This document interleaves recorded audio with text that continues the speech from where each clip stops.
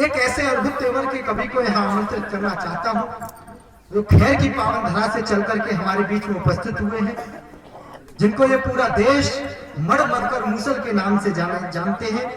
आइए मैं उन्हें आमंत्रित करूं, लेकिन उससे पूर्व मैं चाहता हूं आप सभी लोग एक बार जोरदार तालियां उनके सम्मान में बजाएं। मैं बताना चाहता हूं वो किस तेवर के कवि हैं कि हुए कमजोर ये इतने सनम की बेवफाई से। हमारे मंचों पर कहा जाता है कि हुए कमजोर ये इतने सनम की बेवफाई से कि चीटी खींच ले जाती है अब तो चार पाई से। कोई कहता यहाँ के हैं, कोई कहता वहां के हैं, हकीकत में ये निकले हैं हड़प्पा की खुदाई से। एक बार जोरदार तालियों से आमंत्रित करें आदरणीय दादा मड़ मधकर मूसल जी। विद्या की देवी मां सरस्वती के चरणों में प्रणाम करता हूँ। अब माइक सही है भाई साहब, पहले डबल रोल कर रहा था, पीछे से भी बोल रहा था।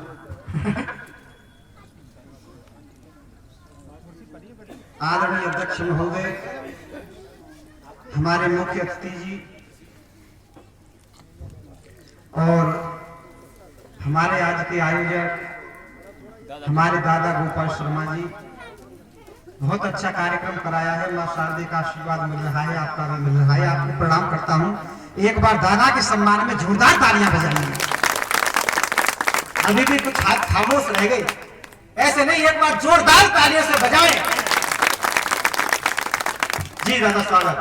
राष्ट्रीय कवि राणा मुनि जी संचालन कर रहे हैं, बहुत अच्छा संचालन करते हैं।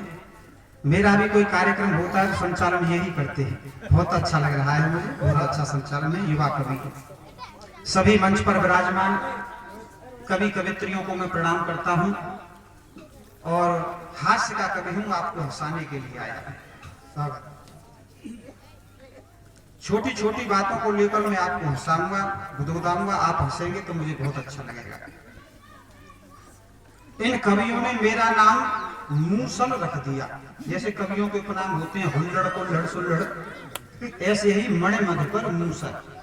तब साहब सबसे पहले मैं अपना परिचय देता हूं, आप उसका आनंद लेंगे। ये जो है कश्मीर की समस्या बीच में अटकी पड़ी है, ये धारा 370 हट गई है, आप उस विषय पे कोई वार्ता नहीं करेंगे। जी जी जी, एक बार ताली बजाकर मुझे आदेशित करिएगा कि पृथ्वी से अत्याचार दूर करने के लिए रखते थे राम जी धनुष बाण साथ में। कि पृथ्वी से अत्याचार दूर करने के लिए रखते थे राम जी धनुष बाण साथ में। और दुष्टों के संहार हेतु करने प्रहार हेतु कान्हा ने लिया था अवतार आधी रात में। तो दीनों और दुखियों पे करते कृपा है प्रभु, बरसाई हुंडियां थी नरसी के भातों में। और अगली पंक्ति अच्छी लगे तो जोरदार तालियां चाहूंगा कि दीनों और दुखियों पे करते कृपा है प्रभु, बरसाई हुंडियां थी नरसी के भातों में। और कितना सौभाग्यशाली मूसल का ये जन्म, मूसल लगा हुआ है दाऊ जी के हाथ में। बहुत अच्छे, वाह। कितना सौभाग्यशाली मूसल का ये जन्म, मूसल लगा हुआ है दाऊ जी के हाथों में। तो कविता सुनाने आप लोगों ने बुलाया यहाँ, जिंदगी के सारे गमों को तो हरता हूँ मैं। कि कविता सुनाने आप लोगों ने बुलाया यहाँ, जिंदगी के सारे गमों को तो हरता हूँ मैं।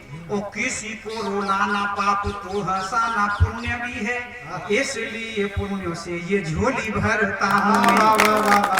कि किसी को रुलाना पाप तो हंसाना पुण्य भी है, इसलिए पुण्यों से ये झोली भरता हूँ मैं। कि जिनके भी दांत यहाँ नकली लगे हुए हैं, ऐसे श्रोताओं को हंसाने से डरता हूँ मैं। एक ही बत्ती ऐसी हाथ पे निकल आए कि जिनके भी दांत यहाँ नकली लगे हुए हैं, ऐसे श्रोताओं को हंसाने से डरता हूँ मैं।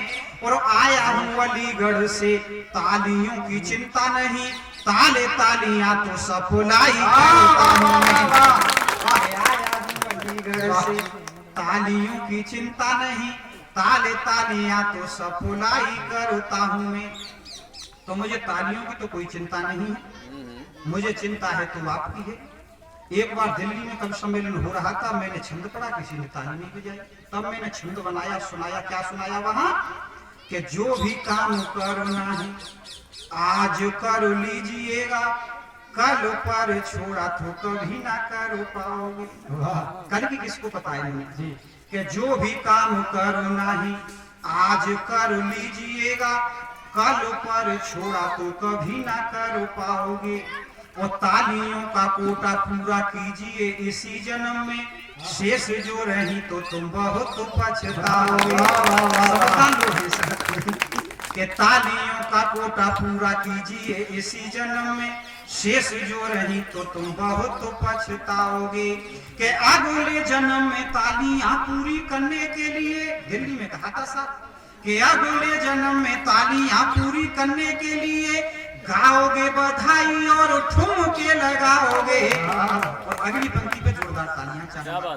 कि अगले जन्म में तालियां पूरी करने के लिए गाओगे बधाई और ठुमके लगाओगे।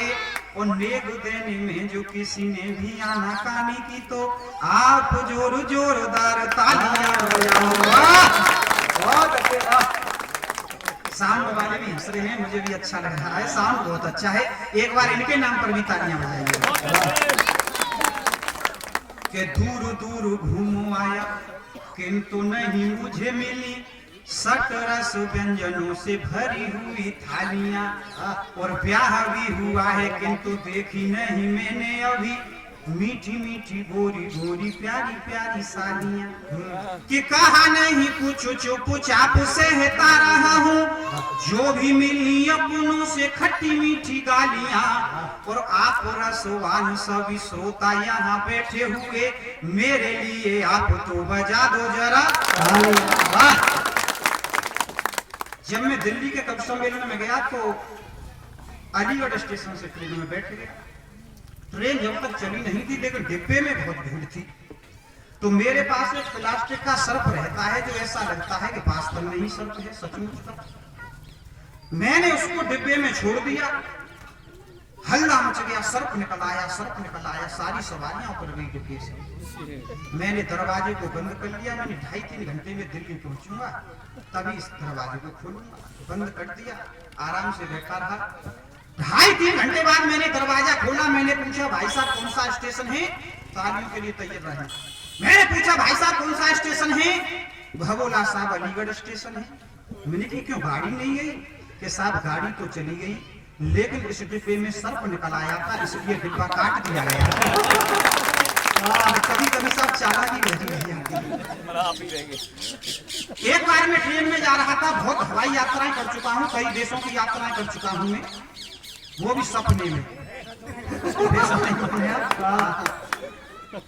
तो मैं एक बार जा रहा था ट्रेन में, एक पाकिस्तान का आदमी बैठा हुआ था मेरे पास, एक अमेरिका का बैठा हुआ था, मैं भी बैठा हुआ था।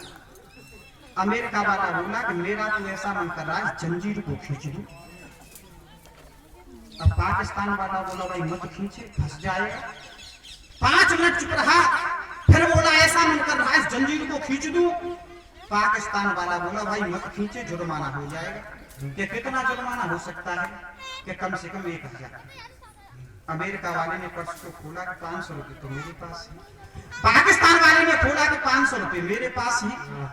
और पाकिस्तान वाला बोला कि हमारा जुर्माना भी बच जाएगा, ये मूसल की बैठे हुए, इनका नाम लेते हैं कि इन्होंने खींची है, क्योंकि हम 2 हैं तो हमारी चलेगी, बहुमत का मामला चलता है।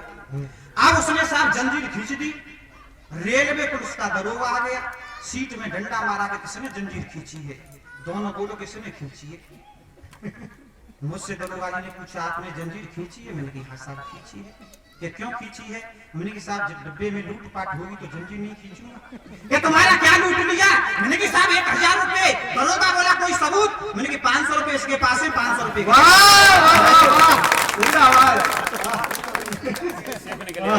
तो ऐसा भी हो जाता है कभी कभी सर।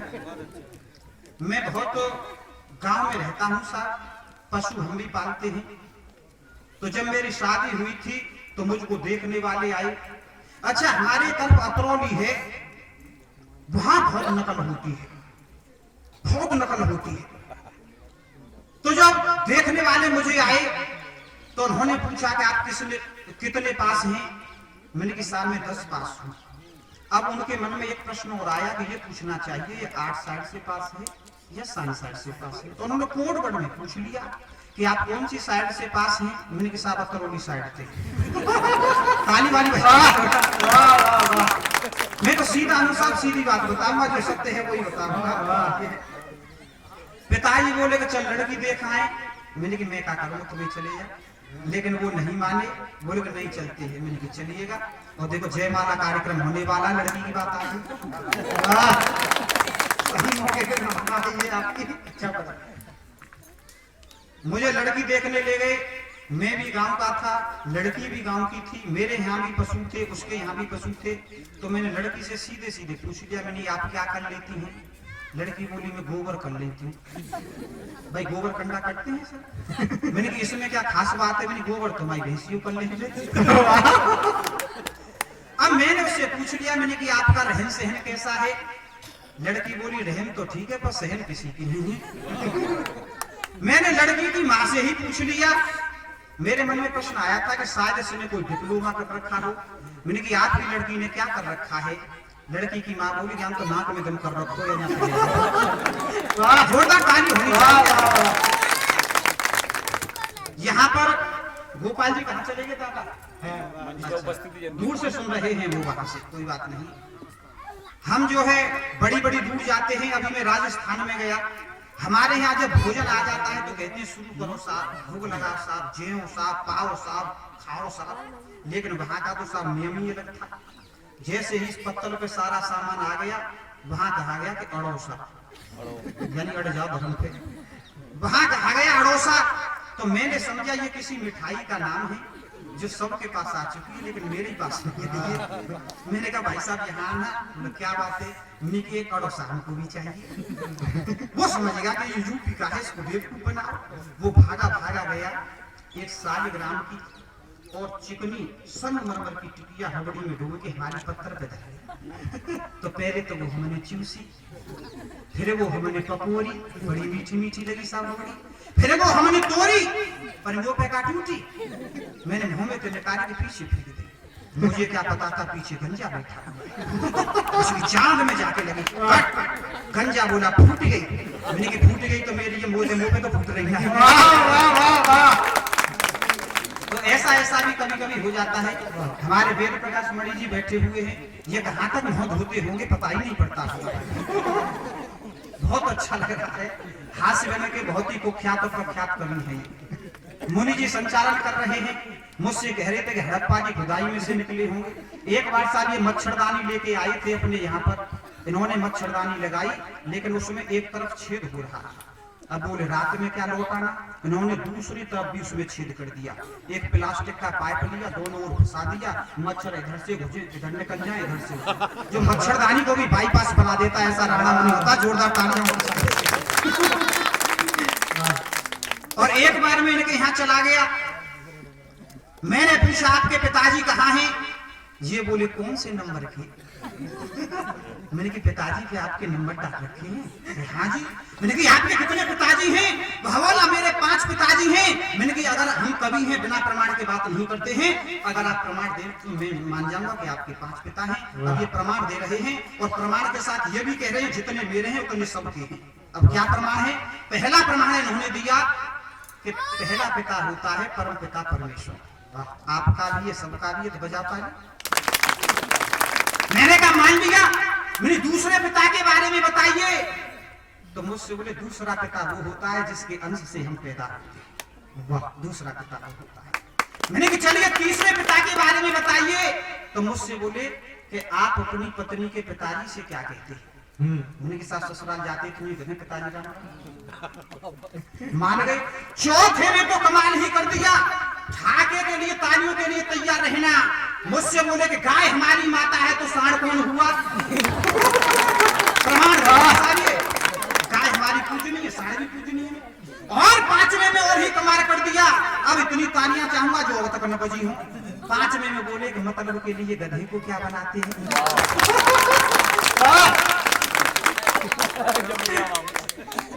इन्होंने कहा था कि आपको बहुत जल्दी आना है क्योंकि आप खेत से आएंगे, तो मैं बहुत जल्दी जग गया। तो क्या हुआ कि आज सुबह जैसे ही जगा तो पत्नियों बोली। आइए संत महाराज प्रणाम करता हूँ आपको, विराजमान हो, बैठिएगा। ये 5वें किताब है, 5वें किताब है।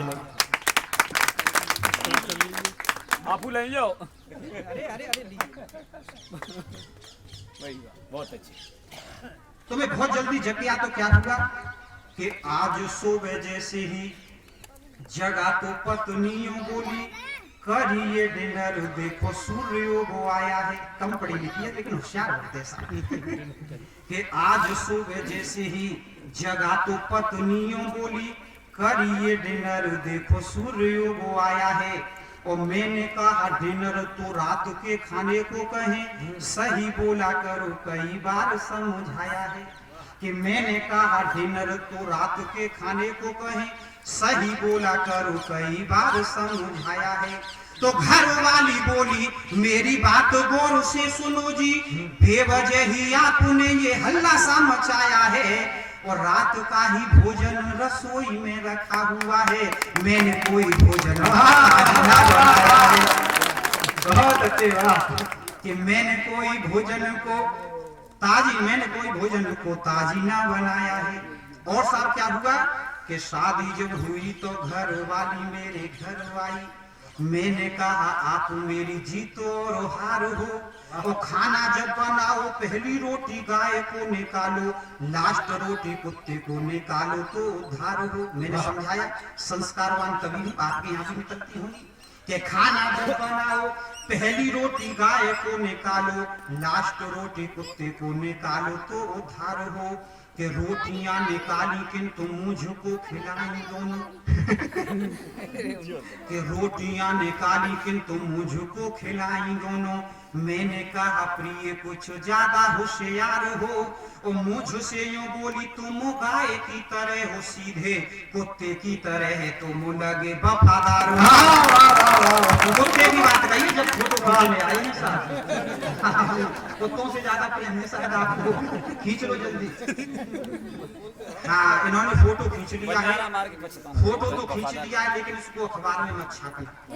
अगर तुमने अखबार में छाप दिया, कल को अखबार हलवाई की दुकान पे जाएगा, हलवाई हमको देखेगा, शाम को रद्दी की टोकरी में डाल देगा, अगले दिन उठाएगा, ग्राहक को दे देगा। ग्राहक जलेबी रखेगा हमारे ऊपर और ग्राहक को दे देगा। ग्राहक जलेबियां खाएगा, हम चाशनी से चाटेंगे। इसके बाद ग्राहक हमको फेंक देगा, हमें कुत्ता चाटेगा। ऐसी फोटो हमको नहीं चाहिए। छापना ताली बाली जाया करो। ताली से बहुत फायदे हैं। बीच में डेंगू का मच्छर आ जाता है, वो आत्महत्या कर लेता है आदमी। बीच में अशुभ रेखाएं होती हैं, वो नष्ट हो जाती है। इसलिए खूब ताली बजा हंसो। मैं जब आया था तो इन्होंने कहा था कि जेल में से किसी ने हास्य व्यंग्य नहीं निकाला है अब तक। अगर आप हास्य कवि हो और जेल में से तुम हास्य निकाल दो तो मैं मान जाऊंगा तुम हास्य कवि हो। तब सामने एक छंद हास्य का आपको सुनाता हूँ, जेल में से लाया हूँ। इस समय जोधपुर की जेल में हमारे आसाराम बापू जी बंद है। उनके साथ एक आतंकवादी भी बंद है जिसका नाम है साहब टुंडा। जब धारा 370 हटी तो आसाराम बापू ने पूरी जेल में लड्डू बंटवा दिए। नहीं बाबा ये क्या बात है, क्यों लड्डू बंटवा रहे हो? कि मूसा जी 370 तो हट गई, अब 71, 72, 73, 74, 75, 376 भी हटेंगे। तो लड्डू बंटवा दिए। अच्छा, जिस जेल में वो बंद है उसमें एक आतंकवादी भी बंद है जिसका नाम है साहब टुंडा। हमने कोई आतंकवादी भी ढंग का नहीं पकड़ा तो क्या पकड़ा? टुंडा। तो वो दोनों बात कर रहे हैं, आप आनंद लीजिएगा। आसाराम और टुंडा जेल में है बंद दोनों। टुंडा बोला मैं तो कर्मों ने ही सताया हूँ, और जीवन में मैंने विस्फोट बम से किए थे। हत्यारा हूँ इसलिए जेल में मैं आया हूँ। कि जीवन में मैंने विस्फोट बम से किए थे, हत्यारा हूँ इसलिए जेल में मैं आया हूँ। तो आसाराम बोले मैंने स्वर्ण भस्म खाई नहीं। कि आसाराम बोले मैंने स्वर्ण भस्म खाई नहीं और दिल का मरीज हूँ बहुत घबराया हूँ और तू तो टुंडा बम के चक्कर में आया है यहाँ मैं तो एक फुलझड़ी ने अंदर कराया हूँ मैं तो एक फुलझड़ी ने अंदर कराया हूँ। अभी बिटिया ने कोरोना वाली बात कही, बहुत अच्छा है। अच्छा, कोरोना जैसे विषय पर हास्य लिखना सबसे टेढ़ी खीर होती है, लेकिन मैं उस समय घर में बंद था, मैंने समाचार देखे और समाचार पत्र पढ़े, तब वहां से एक हास्य की कविता लाया हूँ। उस वक्त का आप नजारा देखेंगे, दुकानें बंद थी, सब बंद थी, तब आनंद लेंगे। अच्छी कविता कि करे न कोई बल्ले बल्ले, पंजाब के अंदर बल्ले बल्ले बल्ले, कि करे न कोई बल्ले बल्ले और सूनी सूनी गली मोहल्ले, कि करे न कोई बल्ले बल्ले सूनी सूनी गली मोहल्ले और बहुत दिनों के बाद मिले थे बोतल अध्यापक। 3 महीने बाद दुकान खुली, सब लाइन लगे, कोतवाल जी जानते होंगे, ये सब जानते हैं। कि करे न कोई बल्ले बल्ले सूनी सूनी गली मोहल्ले और बहुत दिनों के बाद मिले थे बोतल अध्यापक और कैसा बना बना कैसा बना बना ताली बजा बजानी कि बनता था चालाक चाइना, रोग वहीं से आया था और उसके ही लोगों ने जाकर दुनिया में फैलाया था। कि बनता था चालाक चाइना, रोग वहीं से आया था और उसके ही लोगों ने जाकर दुनिया में फैलाया था।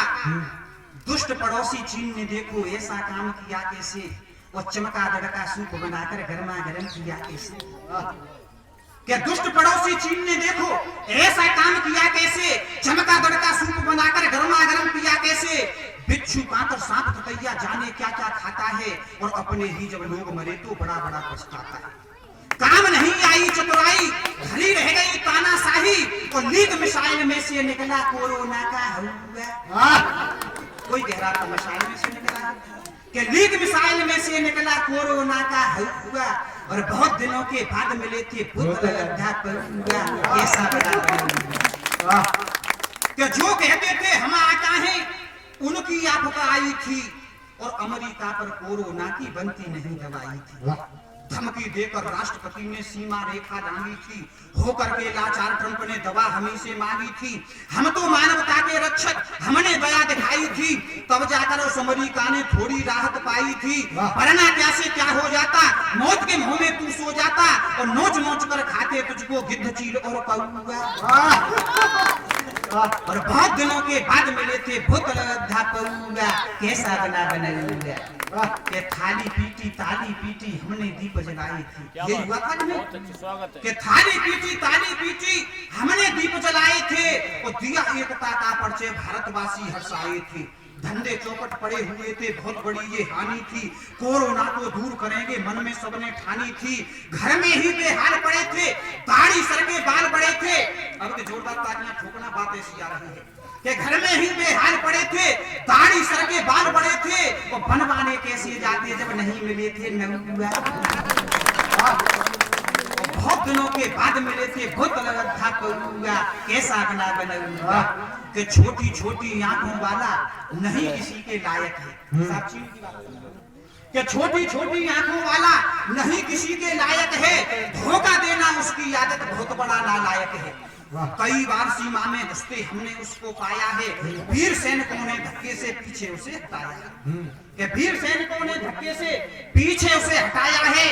नहीं चलेगी ये मनमानी, चिल्लाएगा नानी नानी और भारत का तेरे ऊपर से अब विश्वास उठाऊंगा। बहुत दिनों के बाद मिले थे बोतल अध्यापक, कैसा बना बनाऊंगा। जय हिंद जय भारत।